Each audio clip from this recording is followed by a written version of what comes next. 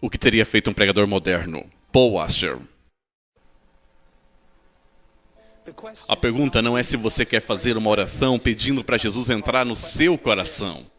A pergunta é, desde que eu tenho compartilhado o Evangelho com você, Deus tem feito uma obra no seu coração que o fez enxergar os seus pecados e desistir do seu esforço, desistir de toda a esperança de salvar a si mesmo.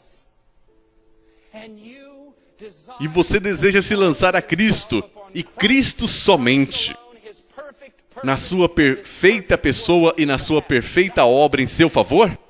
Essa é a pergunta. Eu me lembro quando pregava alguns anos atrás no Alasca. E logo que cheguei ao púlpito, as portas da igreja se abriram. E um homem enorme entrou. E ele parecia ser o homem mais triste que eu já havia visto. Ele estava com seus 60 anos, mas aparentava uns 30. Era um homem forte. Ele sentou à frente naquela pequenina igreja. E eu imediatamente no meu coração mudei e comecei a pregar o evangelho para ele. E depois fui até ele e perguntei, o que há de errado com o Senhor? E ele tirou um envelope, me entregou e disse, eu vou morrer em 3 semanas. Os médicos disseram que eu vou morrer em 3 semanas. Ele disse, eu morei em uma fazenda por toda a minha vida. Só se pode chegar lá de avião ou pelo rio. E ele disse, eu nunca estive em uma igreja, nunca li a Bíblia, mas eu creio que há um Deus. E uma vez eu ouvi alguém falar de um homem chamado Jesus. Eu vou morrer e estou com medo. E ele disse, o que devo fazer? E eu disse, você ouviu a mensagem. Eu disse o que você deve fazer. Você entende isso? E isso foi o que ele disse. Sim, eu entendo. Mas isso é tudo? Eu entendo. Eu disse, clame pelo nome. E ele disse, eu poderia, mas qualquer um entenderia o que você disse. Mas não há mudança em mim. A teologia dele era melhor do que a da maioria dos pregadores. E eu disse, amanhã vou cancelar meu voo de volta para casa. Você tem 3 semanas de vida. Eu ficarei com você aqui no salão dessa igreja. Durante 3 semanas leremos as Escrituras, as promessas de salvação. Clamaremos a Deus até que você ou morra e vá para o inferno, ou até que Deus opere no seu coração e salve você. Então começamos a ler o Velho Testamento. E por 1 hora vimos promessas após promessas de salvação em Cristo Jesus. Então eu perguntei, Senhor, você entende? E ele disse, eu entendo, mas isso é tudo.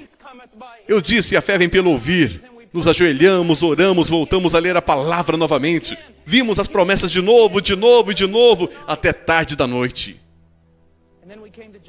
Então fomos para João 3,16 pela... Nem sei quantas vezes lemos aquele versículo. Eu disse, Senhor, leia. Ele olhou e ele disse, tudo bem, pastor. Porque Deus amou. Estou salvo. Estou salvo. Deus, eu estou salvo, eu estou salvo. E eu perguntei como o senhor percebe isso. Ele disse, eu já tinha lido esse texto antes. Agora pergunto, o que teria acontecido? A maioria dos evangelistas que existem lá, batistas do sul, teria dito em 5 minutos que ele estaria salvo, voltaria para casa e ele teria morrido e ido para o inferno.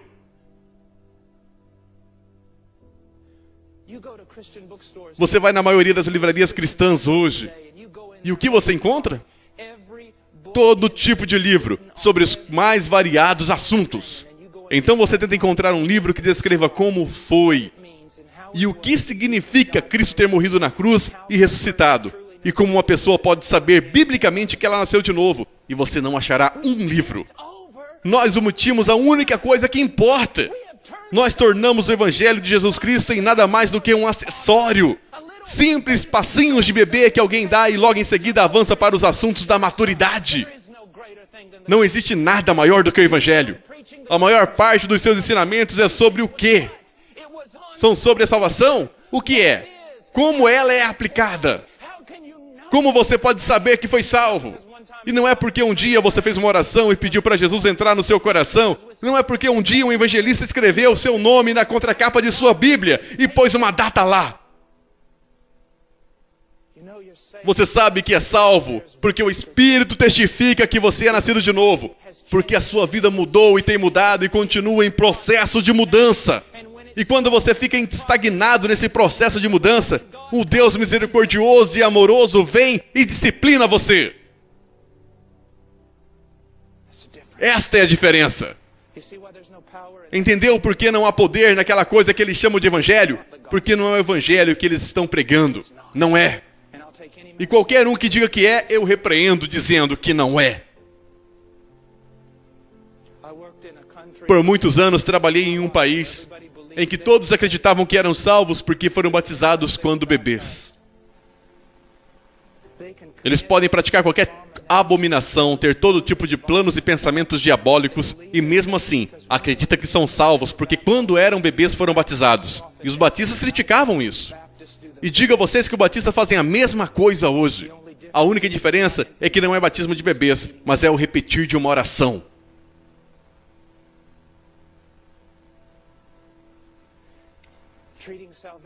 Tratando a salvação como se fosse uma vacina contra a gripe. Eu me arrependi, não se preocupe comigo, pregador, eu me arrependi. Não se preocupe comigo, eu já fiz aquilo. Meu querido amigo, a salvação não é uma vacina contra a gripe. A evidência de que você realmente se arrependeu há muito tempo atrás, como você disse, é que você ainda está se arrependendo agora, e até mesmo em um grau maior. A evidência de que você creu há muito tempo atrás é que você crê ainda hoje, e até mais, em graus cada vez maiores.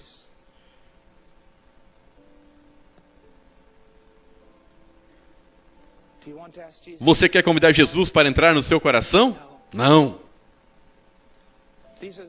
Aqui algumas coisas que costumo tratar com as pessoas. A primeira pergunta seria, você se arrependeu? Eu poderia usar um estudo teológico sobre o que é arrependimento, mas poderia trazer confusão. Prefiro usar uma ilustração para que todos entendam sobre o que estou falando. Olharia para ele e diria, Senhor, você pode ter vindo na nossa congregação hoje por vários motivos, menos pelo motivo certo. E enquanto eu estava pregando, o Senhor ficava olhando para o relógio, perguntando a si mesmo, quando é que esse discurso vai acabar? Quando é que você vai embora? E nesse exato momento você só pensa no lugar em que irá comer, ou onde irá após a igreja. Eu quero dizer a você, Senhor, você não pode ser salvo, se essa é a sua atitude, porque você não demonstra arrependimento. Mas se você veio aqui esta manhã pelos motivos errados, e ficou se perguntando quando isso iria terminar, mas durante o sermão, você soube que alguém estava tratando com o seu coração e começou a enxergar a santidade de Deus como nunca antes, e começou a enxergar o seu pecado como nunca antes, e a sua atitude com relação ao pecado do qual antes você se orgulhava mudou totalmente, e você o odeia e está envergonhado, isso é arrependimento. O Senhor pode ser salvo. Você necessita de uma outra coisa, crer no Senhor Jesus Cristo. Glória a Deus, Senhor. Paul Washer, o que teria feito um pregador moderno? Deus seja louvado.